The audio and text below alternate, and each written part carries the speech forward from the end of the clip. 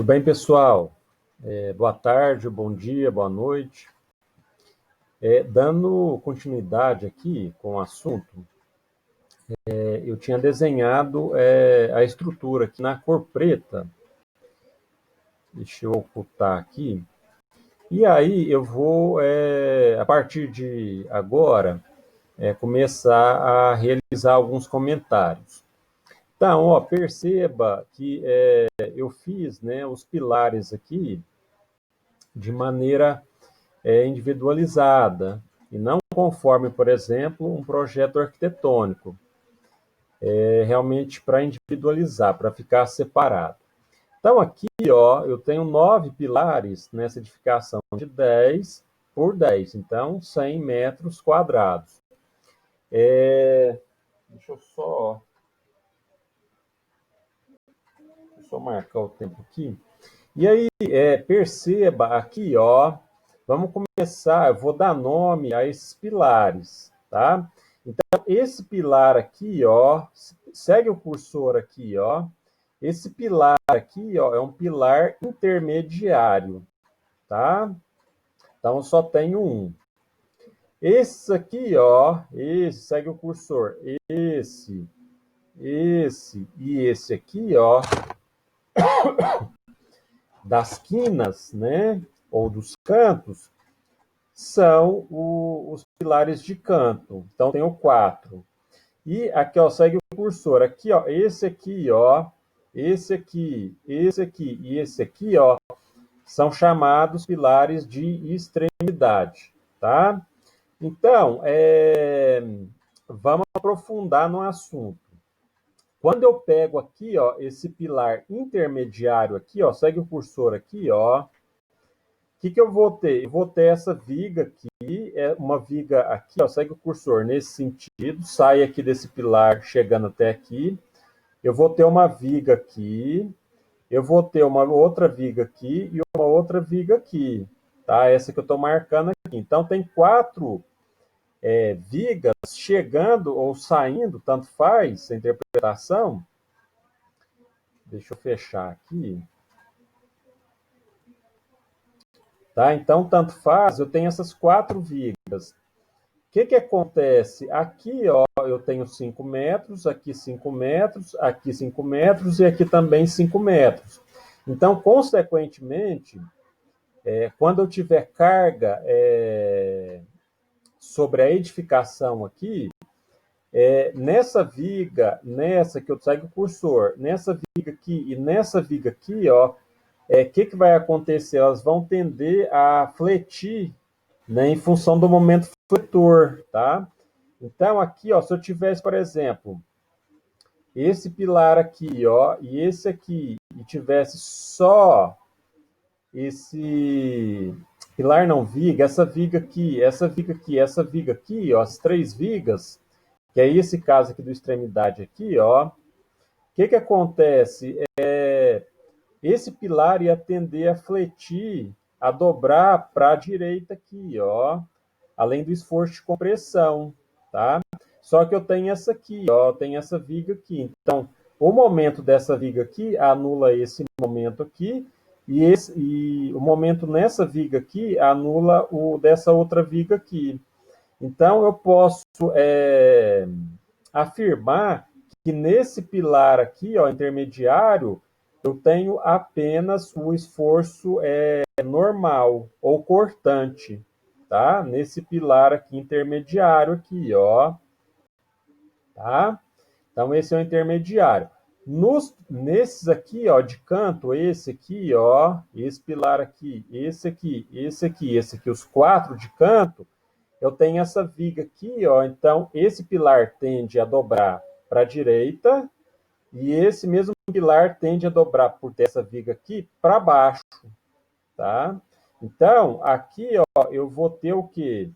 Que analisar o esforço cortante ou normal de compressão aqui, ó, nesse pilar, nos 4 aqui do canto, bem como a flexão em função das vigas aqui, ó, tá?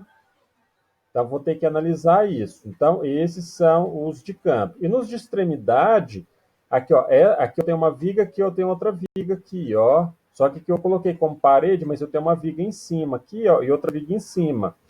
Então, o momento atuante nessa viga aqui quer fazer com que esse pilar venha para baixo. Só que eu tenho aqui, ó, uma viga com o mesmo comprimento aqui, ó, em cima. Então, querendo fazer o quê? Com que vá para cima. Então, o momento fletor aqui, ó, dessa viga se anula com dessa viga aqui.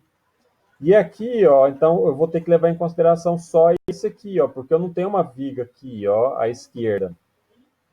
Então, quando tiver a carga, esse pilar aqui ele vai estar submetido ao esforço normal de compressão, em virtude do cortante aqui, ó. Então, eu levo em consideração compressão e a flexão aqui, ó, para a direita, no caso desse pilar aqui. Nesse pilar aqui é para a esquerda. Então, aqui eu tenho um esforço de flexo-compressão nesse pilar aqui, ó, tá? Além disso, aqui, ó, eu coloquei aqui, coloquei achurei aqui, ó. Então, tá vendo aqui, ó, para você entender. Quais são as vigas mais solicitadas nessa edificação aqui, ó? Isso aqui, ó, provavelmente eu não, salvo engano, eu não aprendi em universidade federal e nem em universidade particular. Eu cursei as duas. Provavelmente, salvo engano, né? Eu acho que eu pelo menos não lembro de ter visto isso. Isso é importante. É a minha área de influência, é a minha área de abrangência, tá? E pode ser que se você for estudante, você não vai ver isso, seu professor não vai te ensinar isso, tá? Vai depender de qual escola que você está cursando, né? De engenharia, tá? E pode ser que você já seja um engenheiro já graduado, formado, até com especialização, e pode ser que você nunca tenha visto isso, o que está aqui, tá? Então, ó, vamos pegar essa viga aqui, ó. Então, tem esse pilar aqui, segue o cursor, e esse pilar aqui, ó. Esse aqui que eu estou marcando ele aqui, vou marcar ele aqui agora, aqui, ó. Eu tenho esse pilar e esse pilar aqui, ó. Eu tenho uma viga aqui, ó, tá? Qual que é a minha área de influência ou de contribuição dessa minha viga aqui, ó. É essa vermelha aqui, tá? E agora eu vou pegar, deixa eu apertar o ESC aqui, ó. Eu vou pegar aqui, ó, deixa eu aumentar um pouquinho. Deixa eu fechar aqui.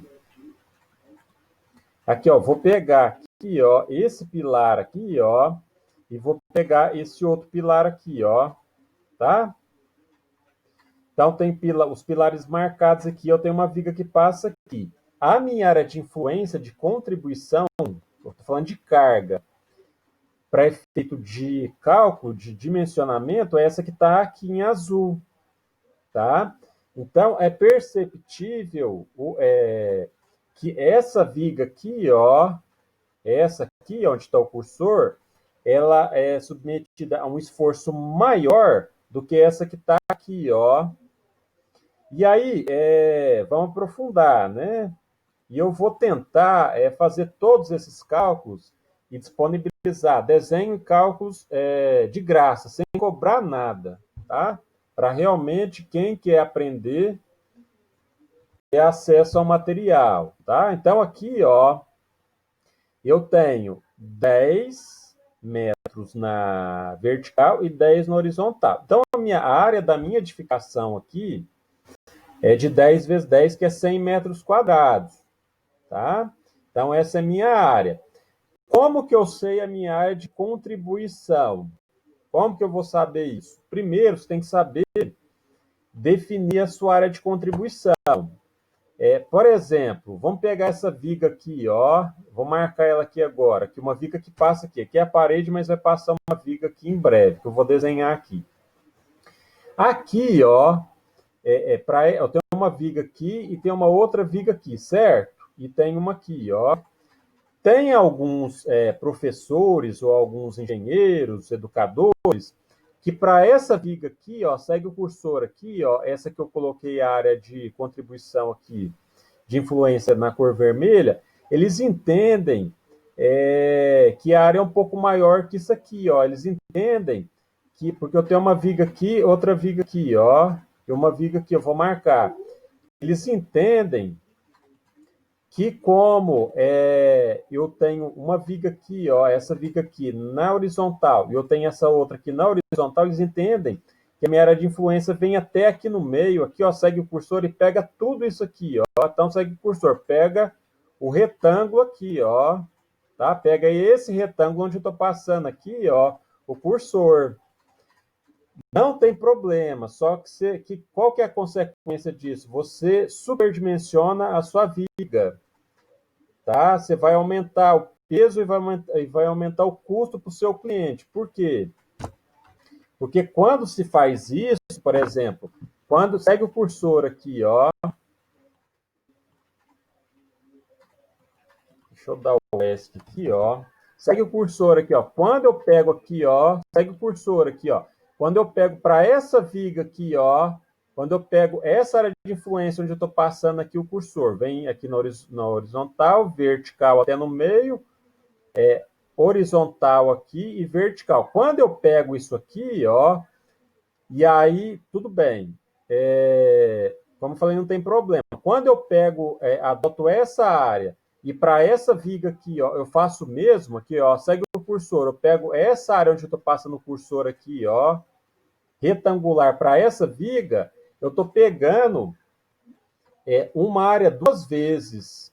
Então, tá vendo aqui, ó, esse canto aqui, ó, aqui eu vou passar o cursor aqui, tá vendo aqui, ó, que para essa viga é esse retângulo aqui, ó. Então, eu vou pegar essa parte aqui, mas aqui, ó, mais ou menos aqui, ó, onde eu estou passando o cursor. E quando eu pego aqui, ó, na área retangular, eu também estou pegando essa área aqui, ó, onde eu estou com o cursor aqui, mexendo ele aqui. Então, não tem problema, tá? Você vai trabalhar até com uma segurança maior, porém você vai aumentar o peso da sua estrutura e, consequentemente, o custo de execução para o seu cliente, para a construtora, para o arquiteto, para a pessoa jurídica, pessoa física, etc. Tá? Então, eu estou aprofundando na questão do dimensionamento. E aí, como eu falei, você pode fazer a área de influência retangular, só que aumenta. O ideal é traçar essas linhas aqui, ó, 45 graus, que é o correto, que é o que você vai ter 100% de precisão na sua metodologia de cálculo. Então, traço linha aqui, ó, de 45 e aqui de 45. Aí, como é que eu faço isso? Pego a quina aqui, ó, e traço a linha aqui, ó. Só que como eu tenho simetria de todos os lados aqui, pode ver que tem simetria. As medidas são iguais, tanto para a esquerda, quanto para a direita, quanto para cima, quanto para baixo. Eu tenho 100%, deixa eu fechar aqui, de simetria. Para essa estrutura aqui, ó. Então, quando eu pego aqui da quina, vem exatamente aqui no meio, tá? Então, o que eu faço aqui, ó? Só eu contar aqui, ó. Sai cursor 1, 2, 3, 4. Por simetria, mais 4, 8. E por simetria para cá eu tenho 8 embaixo. 8 com 8, 16. E aí, o que eu posso fazer? Qual que é a área de abrangência? Eu posso, através do AutoCAD, digitar a área e pedir para ele me calcular direto. Mas é tão simples que eu não vou nem fazer isso. A área não é 100 total? Então, basta eu dividir pela quantidade que eu tenho aqui de triângulos, que são 16. Quando eu pego 100 e divido por 16, eu tenho 6,25, tá? Então, significa que essa área minha vermelha aqui, ó, é de 6,25 metros quadrados, tá?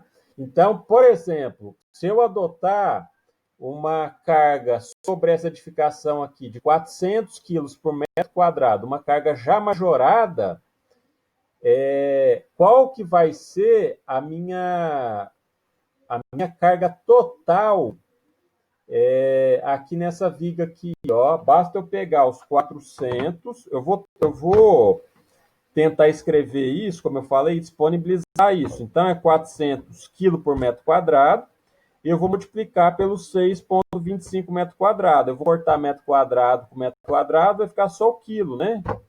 Então, dá 2.500 quilos nessa viga aqui. Então, para essa viga aqui, eu vou ter 2,5 toneladas atuando nela. E já nessa aqui, ó, bem como nessa, bem como nessa, bem como nessa aqui, ó, essa aqui ó, é a mesma que essa, a mesma que essa, e gira aqui. Essa aqui, ó, é a mesma que essa, a mesma que essa, é a mesma que essa aqui, ó. Então, perceba que eu tenho dois triângulos agora. Então, tenho 2 vezes 6,25. Então, 6,25 aqui na calculadora vezes 2 dá 12,5. Então, quando eu pego essa viga aqui para achar a carga nela, tá? Então, eu vou ter 12,5 metro quadrado vezes 400 kg por metro quadrado. Então, deixa eu colocar aqui vezes 400. Peraí, 12,5 vezes 400, né, que vai dar o dobro, que é 5.000. Então, tenho 5 toneladas para essa viga aqui, ó.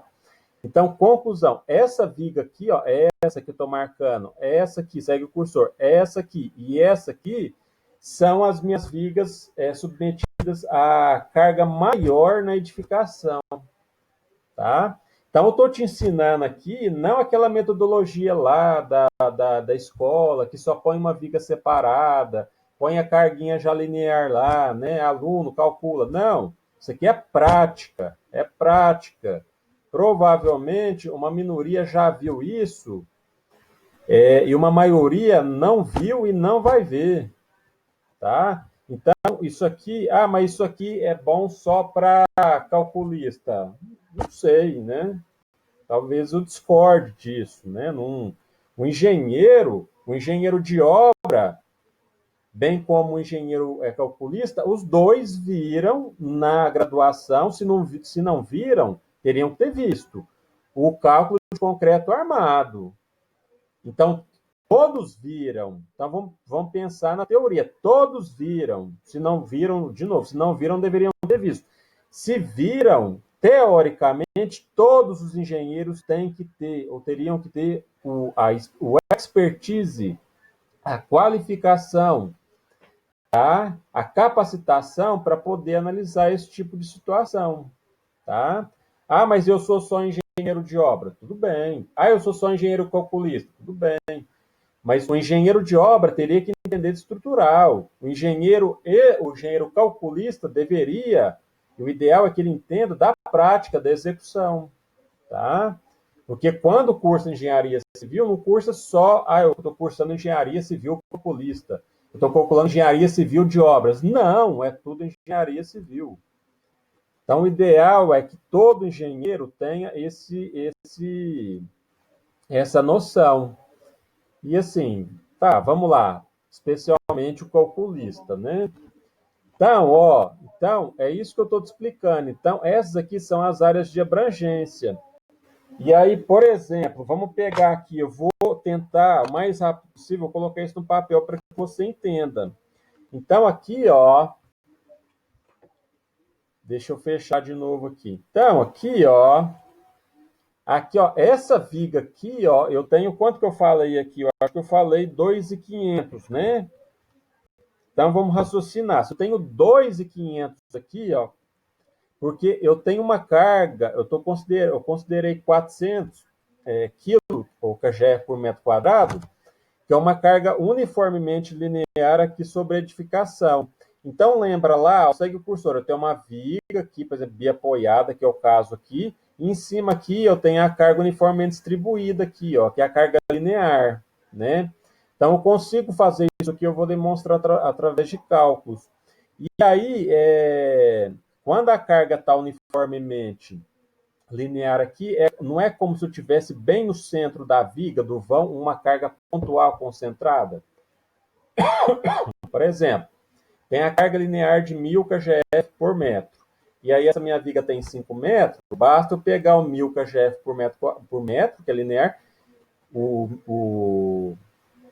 e multiplicar por 5. E aí eu não tenho um P que é bem no meio do vão aqui, ó.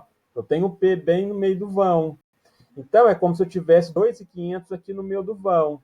Então eu tenho aqui, ó, de reação de apoio aqui a metade, que é 1.250, e aqui 1.250.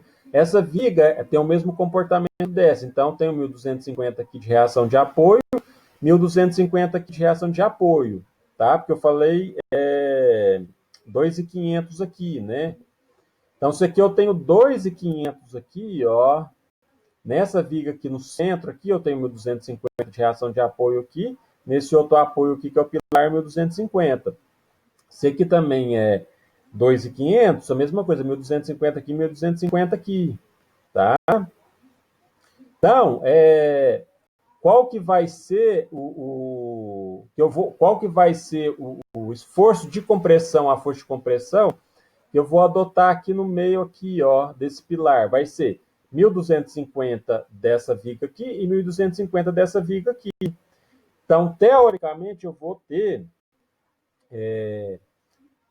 2.500 kgf ou quilo, ou seja, 2 toneladas e meia, aqui nesse pilar aqui, ó, tá?